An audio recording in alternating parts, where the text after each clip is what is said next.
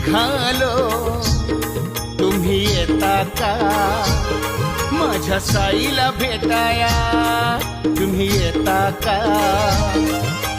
धाडलं बोलावून जणू साईन ये म्हणाला तो पालखी घेऊन केली त्यानं आज्ञा मला तुम्ही येता का माझ्या साईला भेटाया तुम्ही येता का झाडला बोलावून जण साईन ये म्हणाला तो पालखी घेऊन केली त्यानं आज्ञा मला मी निघालो तुम्ही येता का माझ्या साईला भेटाया तुम्ही येता का